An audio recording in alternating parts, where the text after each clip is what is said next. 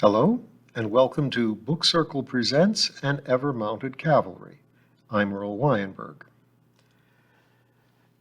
Brother Eugene is recounting the tale of how he became a centaur. He has just become a centaur in the midst of a battle with treacherous would-be allies who are now attacking with enchanted arrows. "David!" he called. "David! David!" He staggered across rock and snow, fell on his belly, the new belly, the horse belly, ordered himself to rise, and felt all the many legs scrambling. David labored to turn, then stopped and twisted at the waist. He stared in shock at Eugene, then down at himself. Eugene turned to find Laurent and Chio. Both lay motionless in the snow. The snow under Laurent was crimson, and the blood was spreading. There was a stab wound in his chest, and it appeared that it went all the way through. Unexpected motion caught his eye. The first rider, the one he had been speaking to moments before, was rising, that breastplate. As Eugene had kept his revolver, so the rider had kept his musket. He lifted it and aimed at Eugene. Eugene shot his last bullet and missed. A stinging gust of gray hit the rider, knocking him over. At the same time, David rocked over and basically fell on him. The musket went off to no effect. The gray mist pulled itself out of the scrum, resolved into a wolf, and flew over Eugene's shoulder. He heard yells. Turning, twisting and twisting more as he waited for the mass he was rooted in to stumble around, he saw a centaur and rider pair bearing down on them, but the wolf flew at the centaur's throat. The throat started to bleed even as the centaur's beating hands passed through the wolf's body. Laurent. Eugene fell down next to him. Stanch the wound somehow, pack it with snow? But he was gone. His student and then his commanding officer. His friend. Again, movement at the edge of vision. Chio was up, kneeling, staring into the battle. He was icy rigid, and Eugene knew that somewhere out there the spirit wolf was still fighting. Chio was supposed to collapse when he did that, but he must be in an hysterical fury. Meanwhile, the rider under David had squirmed out and fled despite the new centaur's efforts. David tottered over to Eugene and Laurent. Eugene met the agonized query in his eyes and shook his head. "Look after Chio," he said. "His body. He's out there fighting better than we can. I'll see, maybe." He looked around for the horses. They were huddled against a nearby wall of stone, weeping. No, horses don't weep. But Brother Eugene could see their distress. He'd known horses well for decades, but now their expressions and body language struck him with a fresh and immediate force. Dear God, how deeply had he been transformed. Meantime, here were friends and charges to protect. If they were now children of his house, so much more urgency. He made his way over to them. They shied, frightened and confused by him and by the battle. He clucked to them. Now, it's me. It's still me. Good boys, good horses. You're doing exactly right." They were standing their ground and not bolting. He grabbed a surgical pack off Moripus and went back to Laurent to look for the tiniest sign of life. David was standing over Chio, rifle ready, but they seemed to be ignored. A new noise was added to the mix of yells and gunfire. Horns. "Fitzsimmons," said David, "or the prince, or both." "They won't know what to expect," said Brother Eugene. "They know now," said David. He patted Chio's insensate shoulder. "The wolves have told them." Brother Eugene nodded, but then he looked back toward the end of the canyon where the snow devil still whirled in place. No one had a chance to tell the king, though. By evening, it was done. The battle, the debacle, the catastrophe. Prince Hugh and General Lord Fitzsimmons gathered the surviving leaders for a conference on the canyon floor.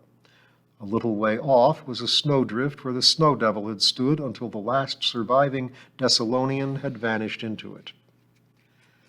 Besides the leaders and their crowding men behind them, there were two clusters of bodies lying on the bloody ice. One cluster wore leather armor and antique helmets. The other wore red jackets and blue trousers, or had worn trousers when they'd had human legs.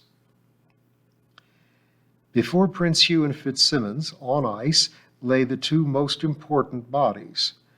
It was politically necessary that as many people as possible see and identify the bodies of King Geoffrey and his son and heir-elect, Prince Oliver. Both now looked peaceful in death, though the moment could not have been anything of the kind. Geoffrey had taken a musket ball to the chest. Oliver had taken a spear thrust through his rib cage. His second rib cage. Brother Eugene had heard how the prince, floundering in the snow with his new shape, had been firing his revolver when he took the wound. Now only one royal was left, the younger prince. Prince Hugh tried to put enough strength into his voice to be heard. Living and dead, we are all accounted for. We know that the Thessalonians did not take any of us. He nodded to where the whirlwind had stood. We believe that, we believe, Lord Fitzsimmons, please tell them our deductions. And Hugh simply shut down, silent tears flowing down his face as he stared at the bodies of his father and brother. Fitzsimmons gazed down at Prince Hugh in a moment of pity, then took up the narration. He could gaze down on a tall young man because he was now over 7 feet tall, and he could make himself heard with ease because one of his 2 sets of lungs was that of a dapple-gray horse. Our best guess is that they were making a slave raid, he said, that they decided on that course after meeting with us, but we cannot be sure. If they got none of us, we got none of them. Ignorance kills. We did not know of their transformational magic or of their treachery, and no doubt they counted on the advantage of surprise, which is very great. But they did not know they faced only one of 3 companies, and they did not notice or understand revolvers, we believe. And they did not know about the Benandanti. Good sirs, brother wolves, if you will, our unending thanks. He gave some orders, organized the survivors for the trek back to Casteralp, then locked eyes with Brother Eugene and beckoned him over. Brother Eugene tottered over, wobbling like an infant colt, but even now not quite like a newborn colt. Was the transformation still seeping into him? But now perhaps he would find out why he, at his lowly rank, had been summoned to this meeting. He saluted, straightened his human spine, and locked his legs. Easy, but then they were built for it. Sergeant Brother Eugene Deraclay, said Fitzsimmons formally, you are the senior surviving medic. Are you able to perform an autopsy? I will do my best, sir, he answered, casting a horrified glance at the dead king and prince. I have attended autopsies in my time and done some partial ones in the field. What do you want? Then he followed Fitzsimmons' gaze and saw 4 men dragging a huge form over from the cluster of enemy dead, skidding it along on a blanket. Ignorance kills, Fitzsimmons repeated. Find out what you can. We need to know what we're up against. Then more softly, what we are now. The first we had been all Grand Normandy, Eugene reflected, but the second was Fitzsimmons and himself and their fellow transformees. The 4 men brought the dead centaur before him, dropped the corners of the blanket, and set to lighting lanterns. Another man came up to him, looked up at him. How tall am I now? Eugene wondered, nodded, and produced notebook and pencil. Brother Eugene had been instructed to bring surgical tools. He knelt, half collapsing, by the body and opened his bag. The choice of body had been quite deliberate. It was the centaur who had shot and changed him, and whom he had shot and killed. Was this supposed to be some kind of present to him, a chance at post-mortem revenge? A complicated dance of emotions swirled through Brother Eugene. Revulsion at the idea of being given the gift of his enemy's body to hack. But fast behind it came an angry eagerness to do just that. Then guilt at the eagerness. It was irrational. It was sub-Christian. Then impatience over this fussing. Screw it. This deed needed doing, and he had been ordered to do it. Never mind how it made him feel, now or later. Help me forgive him, Heavenly Father, he prayed through clenched teeth as he laid out his instruments, and forgive me when I fail to forgive. Then to the body, I don't suppose I'll ever know why you decided to attack. Maybe you thought you were doing the right thing. Charity, he growled, requires me to suppose that. So I officially do. But if I ever get the chance to chase you round purgatory a few times, I'm going to take it, you bastard. The soldier holding the notebook affected not to hear. To work. He removed the helmet and began dictating. Subject is a male centaur appearing to be 35 to 40 years of age, if aging rate is the same as ours. As human, rather. Lightly olive skin, black hair and beard, and points in tail. Medium brown bay coat, about 1,000 pounds, about 7 feet tall. Subject died a few hours ago of a gunshot wound to the left side of the neck. This may have broken the neck as well as causing blood loss. Note of historical interest. I believe this to be the individual who started the attack. External anatomy of the head appears human, nothing equine about the eyes or ears. Teeth appear human. The note-taker spoke. Some of them have fur on the back of their ears and manes down their spines. Note that, if we have the opportunity, we should examine the brain for additional motor areas and the spinal cord for extra nerves. He has 6 limbs, after all. As the man wrote, and while no one else seemed to be looking, Brother Eugene surreptitiously felt the back of one ear. Not furry. He went on to describe helmet, breastplate, saddlecloth, and saddle, the makeup, the body paint. He looked at the hooves. Subject is not wearing shoes, horseshoes, I mean. He wondered if he ever would. He noted some old scars on both torsos, stab wounds and knife slices, he thought. He looked up at the note-taker. Help me remove his armor. When it was done, they found a light vest of homespun under the leather, and... "Oh, damn! Devil take it!" Eugene exclaimed. "What?" asked the note-taker. Brother Eugene pulled an amulet out from under the homespun as far as the thong would reach. It was a disc of brass or bronze the size of a big coin, and on it was engraved a cross, flanked by stylized rearing centaurs. "We're up against fellow Christians." The note-taker snorted. "So are the Germans and Italians, for all the difference it makes." Eugene sighed. "It's just another sting, another datum. Noted." The time came to open up the human chest. The subject has lungs and a heart in the human torso. They appear normal. Liver, spleen, stomach, all present and appearing normal. There is, however, a second windpipe, or rather, the windpipe continues through the torso behind the diaphragm. And there is a small intestine, too. I suppose it leads to the horse stomach, but we will ascertain.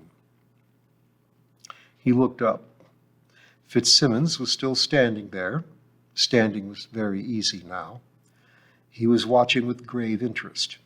Eugene said to him, "Sir, in a normal autopsy, I would remove organs for detailed examination and testing. Do you want me to do that?" No, unless you think it advisable. We'll leave the body here. We have enough to do getting ourselves back, living and dead."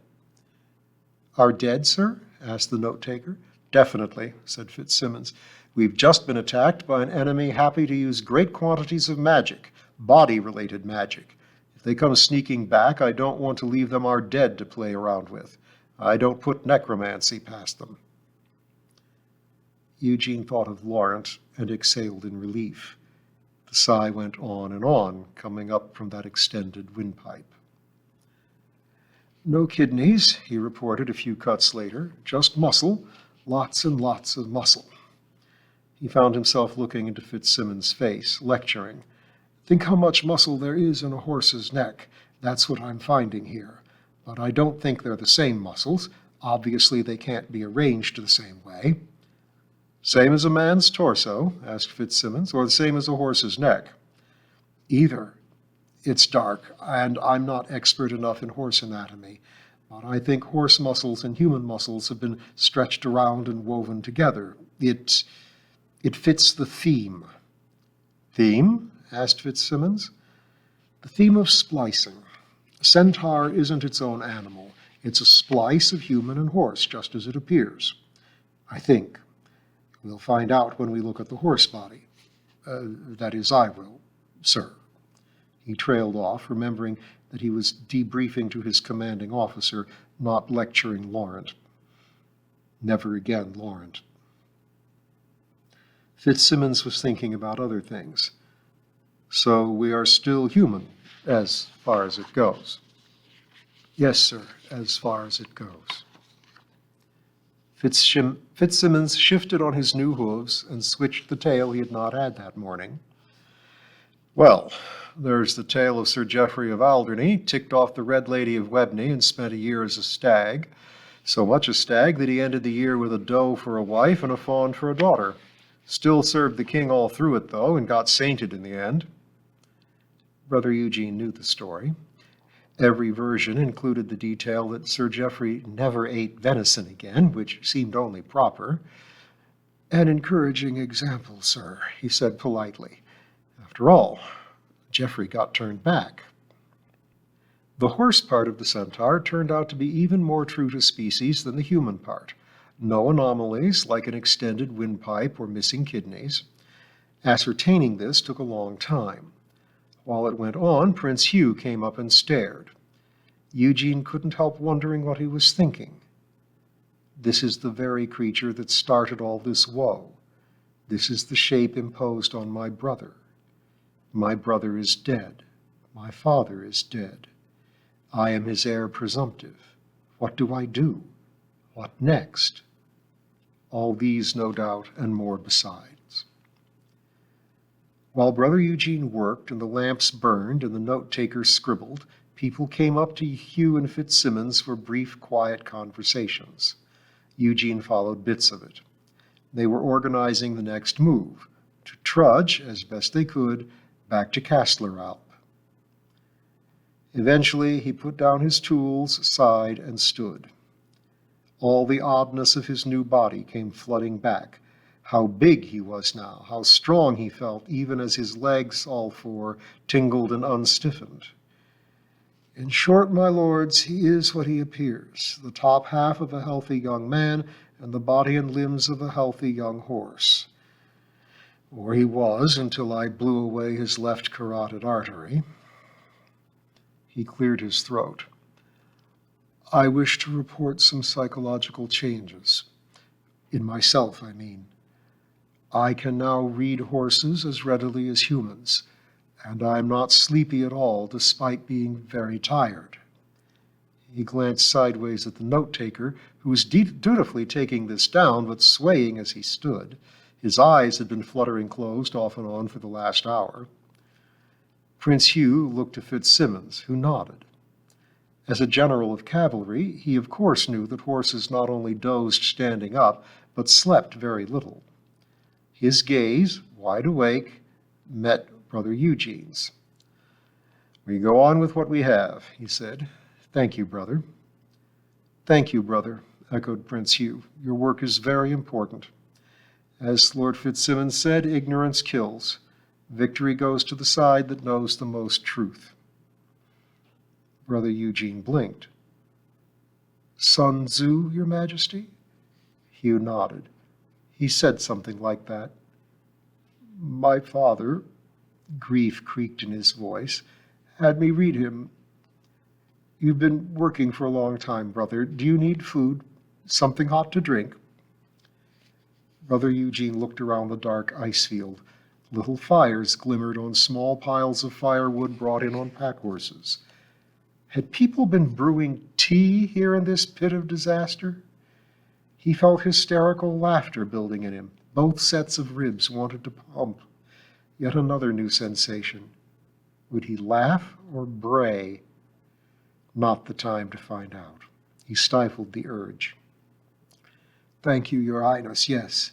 If there is time for a cup, that would be a comfort. An hour and a tin cup of tea later, Eugene was back with his squad, the surviving part of it. David walked beside him, leading, nevermore riding, Jojo, just as he himself led more of us. Zamponi trailed behind, but did not carry Chio. Chio rode Brother Eugene, the monk's first rider.